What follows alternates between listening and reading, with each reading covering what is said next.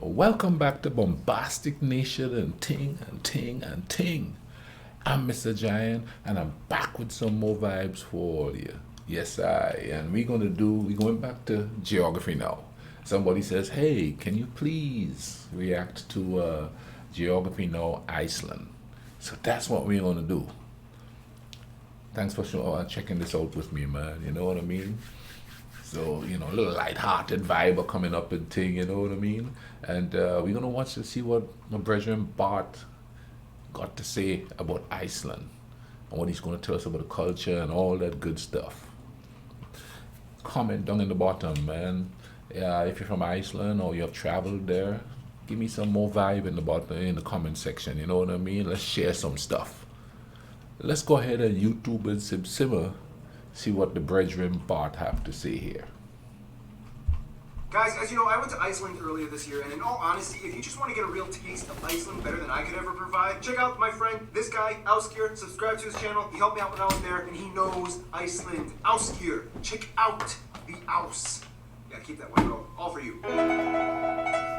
It's time to learn geography now. Hey everyone, I'm your host Barbie. So full disclosure before we start, my pronunciation for Icelandic words Barbie, is not Bart. so Barbie. bad in this episode. I do not advise you to play a drinking game for every time I mispronounce something. You will get alcohol poisoning and you might die. I repeat, you could die watching this. Iceland! Just the name invokes an obvious clue about where it is geographically. First of all, the country is located at the confluence of the Atlantic and Arctic Oceans east of Greenland and just south of the Arctic Circle. The country is divided into 6 constituencies, 3 big ones and 3 of which are confusing because they basically just split up the most populous areas in the west. Reykjavik is the capital and the northernmost capital in the world, which is split into 2 constituencies, north and south, whereas the southwest constituency is divided into 4 non-contiguous exclaves, but they still act as 1 constituency, not 4. So it's 6 small separate entities that act as 3 constituencies. Get it?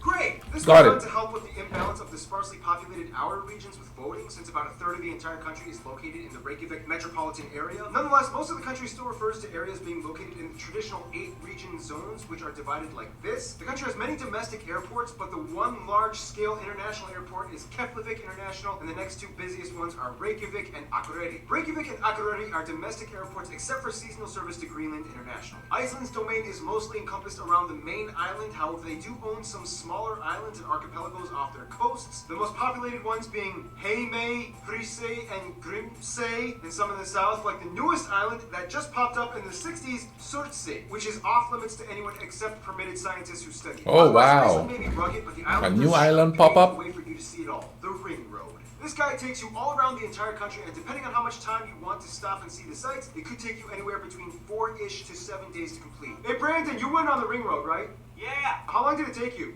about 9 days. Okay, maybe my facts were wrong. Otherwise, some top notable man-made sites and landmarks might include the National Gallery, the Viking World Museum, Ooh, the stone I wanna see carvings that. of Paul Guzmansson, the U.S. Navy D3 plane wreckage site, the Hidden Viking Village, the Sea Monster Museum, pretty much all of Akureyri, the Whale Museum, the Design Center. All over the countryside, you can find turf houses with grass on their roofs, the country's iconic landmark and beautifully constructed icicle-shaped church,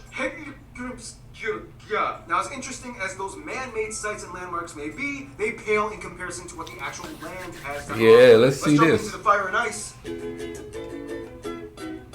Alright, let me just put it this way. Iceland doesn't need an amusement park or roller coasters because the entire island is just like a wonderland in itself. First of all, Iceland is the 18th largest island in the world and the 2nd largest in all of Europe. The entire country lies transected on the mid-Atlantic range, which divides the North American tectonic plate with the Eurasian plate, splitting open about 2 centimeters every year. You can even see the divide for yourself with your own eyes. Nearby Reykjavik at Þingvellir, with the largest natural lake, Þingvellir, the land splits open and you can literally walk from Eurasia to North America. Underneath the waters, you can get even closer to the divide at the Silfra, that was easy, known as the clearest water diving spot in the world where visibility can go up to 100 meters. Over Wow. 80% of the country is mountainous with the tallest point, Hvannadalshnúkur. 11% of the country is covered with 6 main glaciers, the largest one in the southeast, Vatnajökull, and the smallest one, which just erupted in 2010, Eyjafjallajökull. With hundreds of volcanoes and about 30 of them He's struggling. active as the longest river, the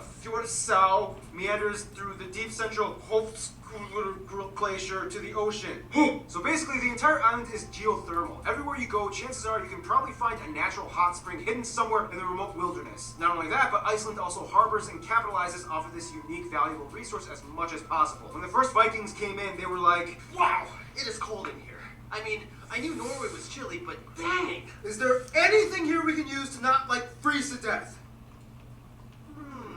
Yeah, they killed a lot of sheep and made more wool clothing, but then eventually they found out how to generate power with the hot springs. Geothermal energy provides about a quarter of the country's power alone, and the rest is mostly hydroelectric from dams and renewable sources. Nonetheless, only about 1% of their land is arable, mostly confined to the south peripheral lowlands where root vegetables and kale and cabbage and cauliflower are grown, alongside numerous geothermal heated greenhouses that harvest warm climate produce like tomatoes, cucumbers, and yes, even bananas, making Iceland the northernmost banana producing country in the world. Yeah, Of that's course, there's also interesting. a unique variety of Arctic wildlife like puffins, foxes, seals, narwhals, and the national animals, the griff falcon, and the famous highly accredited Icelandic horses. By the way, yes, it's true, Iceland is the only country with no mosquitoes. However, they do have 2 species of midges.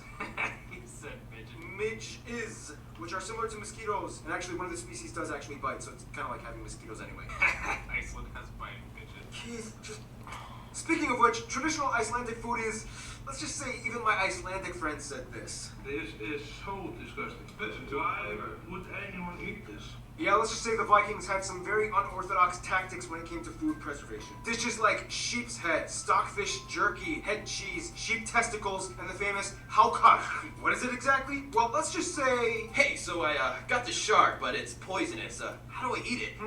Oh, I know. Let's bury it into the ground until it smells like urine, then dry it out for a couple months, and then cut off the brown crust, and then serve it. Yeah, obviously. Up to you then. There are some delicious redeeming Icelandic foods, though. They are known for making some amazing smoked lamb served with bean salad and grilled That's what I'm paddock and talking herring about. dishes. You can literally drink almost any water from any stream, pond, or lake or river in Iceland. The whole island kind of acts like a filtration device for the glaciers. You have places like the smooth, conical Kyrkjufell Mountain. Brandon has a tattoo of that. The Skaftafell Crystal Ice Cave in Vatnajökull, the Kjolur Trail in the Highlands. Literally, like every 5 kilometers, you'll find a waterfall. And don't forget the geysers in the steppe.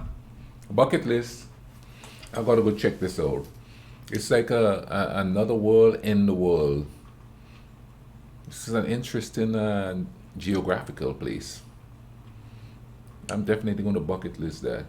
You know what I mean? And you hear stories about Iceland and stuff like that. And I'll be honest, I expected to see like absolute freezing, rigid areas and stuff. But there's beauty. There's absolute beauty there, which is drawing me to the place to take. You know what I mean? Yeah.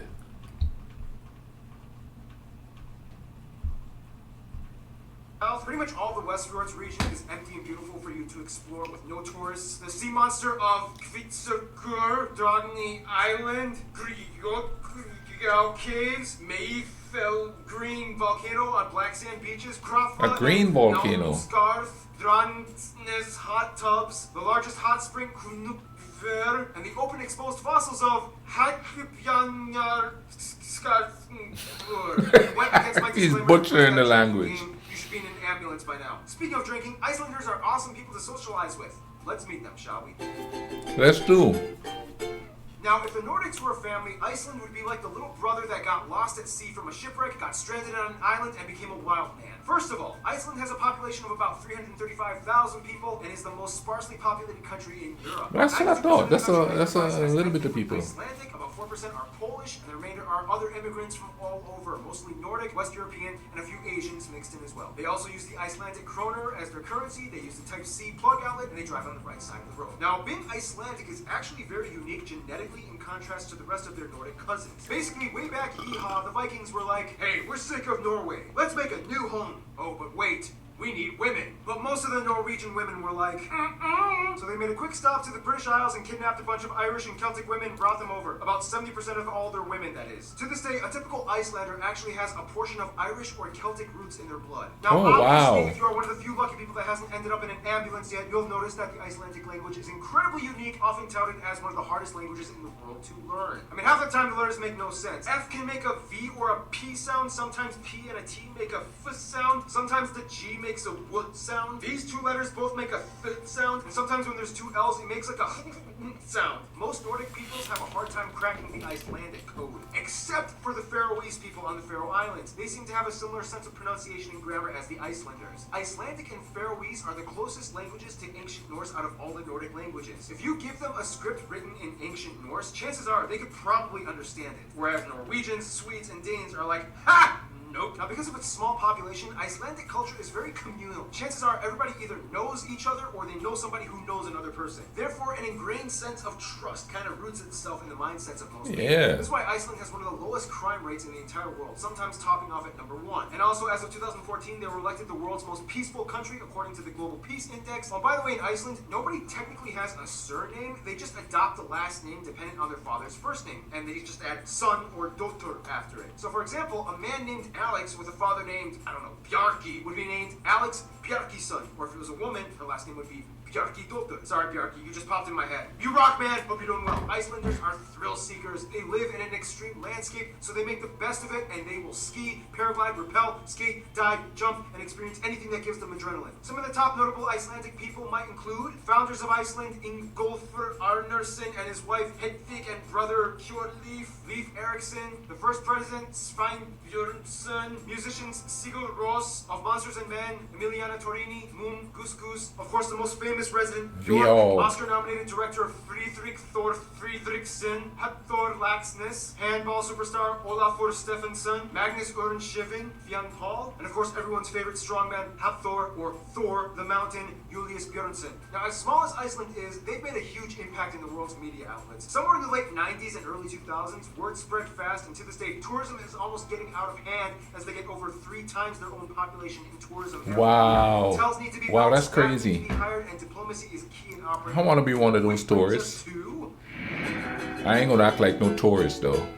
Now, Iceland has a problem. A good problem. Too many people like him now, and it's all happening too fast. First of all, Iceland has always had good ties to the USA and Canada. The US was the first to recognize Iceland as a state after independence, and both countries not only give some of the biggest business, but also house the largest communities of Icelanders outside of Iceland. Finland is like the mysterious, cool new... I don't think I've ever met an They Icelander. enjoy both being outsiders because although they are both Nordic, they are not considered Scandinavian. I'd When it love comes to, humor, though. They totally get each other and click instantly with dry, semi-dark undertone jokes. Sweden is like the older brother that they love, but is too busy working on his flowcharts to hang out with. Denmark is close, although Danes practically have no idea what skiing is, considering their flat landscape. Most Icelanders learn Danish in school first before they learn English, even though they think it's pretty useless. When it comes to their best friends, most Icelanders I've talked to have said Norway and the Faroe Islands. As mentioned before, Icelanders have historical roots to Norway, and the two have had very close relations, especially since they both can relate to being subjugated under the Danes at one point in time. The Faroe Islands are like their weird cousins that totally get them and love to hang out with. It's a magical moment when an Icelander meets a Faroese person. In conclusion, Iceland is a land where cold meets hot, old meets new, small yet big, horrible fermented shark meets your dinner plate. I hope you're still alive, and if you are, stay tuned, because the big guy, India, is coming up next.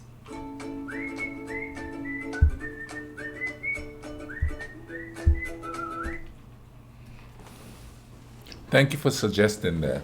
You know what I mean? Because you hear about Iceland, but you don't really get details about Iceland. All you hear is Vikings, Vikings, Vikings, you know? And of course, when you talk about a country, there's more to it than is talked about. Thank you, Barbie. I got it right this time. I was calling him Bart. I don't know why. There ain't no Simpsons show here. But anyway, thank you all for watching this with me. Thoroughly enjoyed. Bucket list. Man, I better get going soon. I keep racking up the bucket list. Y'all take care of each other, alright? Cool runnings.